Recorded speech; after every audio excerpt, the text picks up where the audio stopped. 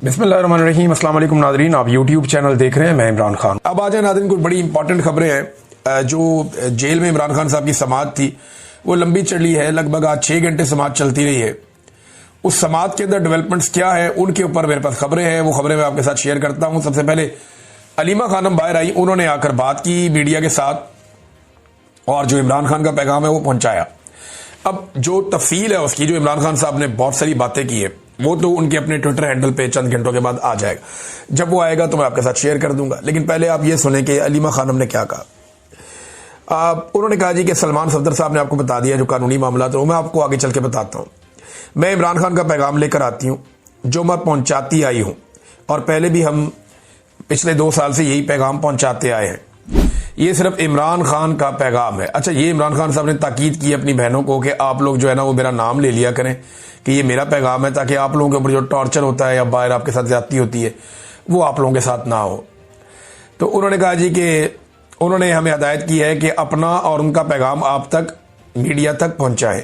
आज इमरान खान ने वजाहत के तौर पर यह बात की, और आपने सलमान सफदर से भी सुना होगा कि जब आज केस खत्म हुआ था और एक गवाह झूठा साबित हुआ तो उनसे पूछा गया कि इसका क्या सजा होती है। 7 साल सजा।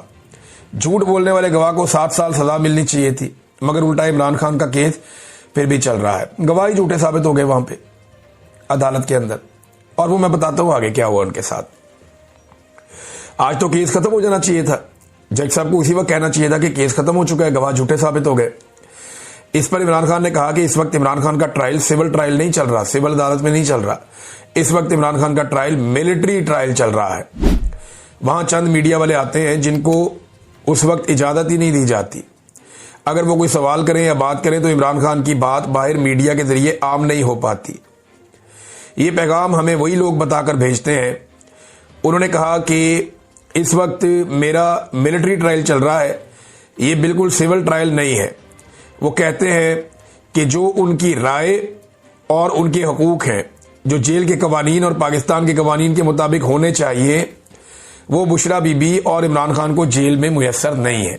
ये भी जनाब इमरान खान साहब ने शिकवा किया। एक तो वो अलग थलग रखे गए हैं, उनकी सारी मुलाकातें बंद कर दी गई हैं, किसी को उनसे मुलाकात की इजाजत नहीं है, और ये जेल के कवानीन के खिलाफ है। उन्हें अपने बच्चों से बात करने की 8 महीने में 1 बार इजाजत दी गई है। वो किताबें मांगते हैं मगर जब तक जज हुक्म ना दे, इसीलिए इमरान खान कह रहे हैं कि मिलिट्री ट्रायल चल रहा है, क्योंकि जज हुक्म देता है और फिर पुलिस को कहा जाता है कि जाकर उनकी किताबें लाओ, उन्हें सहूलियत दो, उनका टीवी ऑन करो। इनके जो अलग थलग जो आइसोलेशन है वो खत्म करो, लोगों की मुलाकातें करा दो। जज का हाथ महदूद है। इमरान खान कहते हैं जज फैसला नहीं कर सकता, इसके पास कुछ भी इख्तियार नहीं है। जो ट्रायल चल रहा है वो किसी और हुक्म के तहत चल रहा है। इस केस को खत्म करके इमरान खान और बुशरा बीबी को रिहा कर देना चाहिए था। फिर उन्होंने कहा कि इस वक्त सारा कानून आसिम मुनीर के तहत है।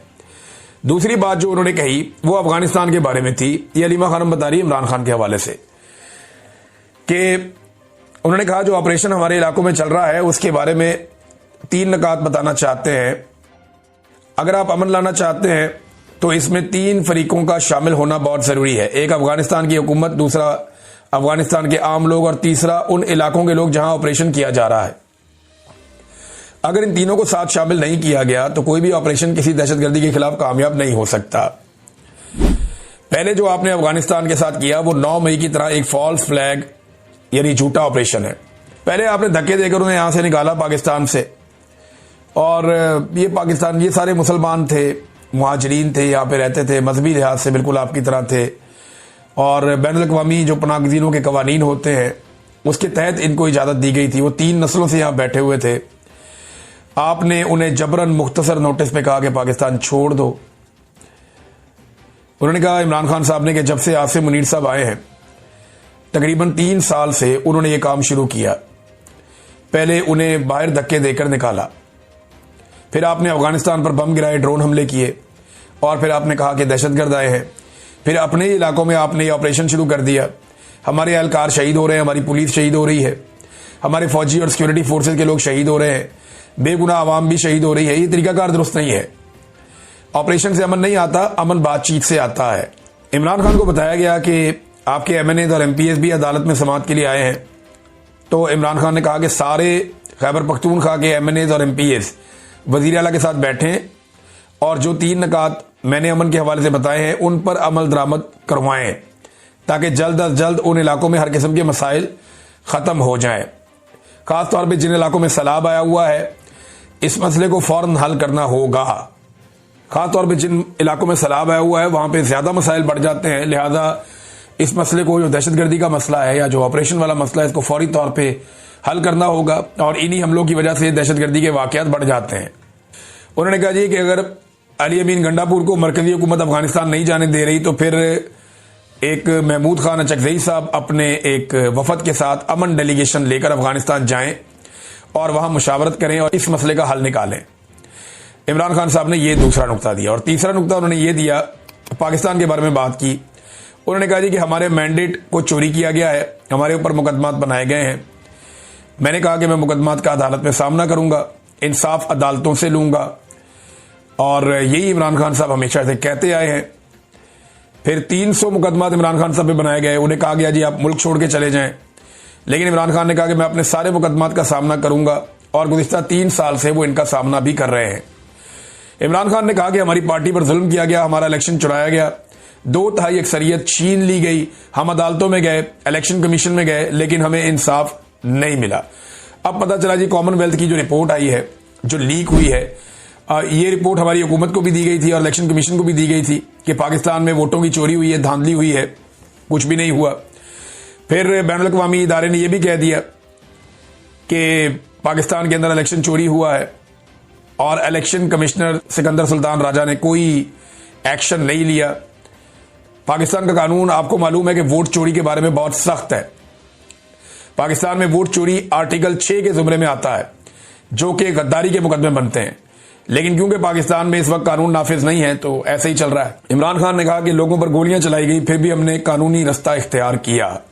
26वीं तरमीम इसलिए लाई गई ताकि अदालतों को कंट्रोल किया जा सके और अदालतों को हुकूमत का एक शोबा बना दिया जाए। 26वीं तरमीम के बावजूद जो जज रूल ऑफ लॉ के साथ खड़े हैं उन्हें खराज तहसीन पेश किया जाना चाहिए। इमरान खान साहब ने लियाकत चट्टा का जिक्र किया, वो जो कमिश्नर था रावलपिंडी का, और ये कहा कि जनाब उनके साथ ज्यादती हुई, उन्होंने सारा पोल खोल दिया था। धांधली में इमरान खान साहब ने दोबारा बताया कि सिकंदर सुल्तान राजा और जस्टिस कादी फायद ईसा ये दोनों जो हैं वो बराह रास्त मुलव्विस थे। पार्लिमान के अरकान के बारे में इमरान खान साहब ने कहा कि इस वक्त आसिम लॉ चल रहा है, आपको डरना नहीं चाहिए। आप एक फर्द वाहिद के खौफ से जो है वो डर के दब ना जाएं। अगर आप दबेंगे तो वो आपको और ज्यादा दबाएंगे। अपने हक के लिए आप आवाज उठाएं। अगले वीलॉग में आपको बताऊंगा। अब तक के लिए इतनी, अपना ख्याल रखिएगा, अपने चैनल का भी। अल्लाह हाफिज।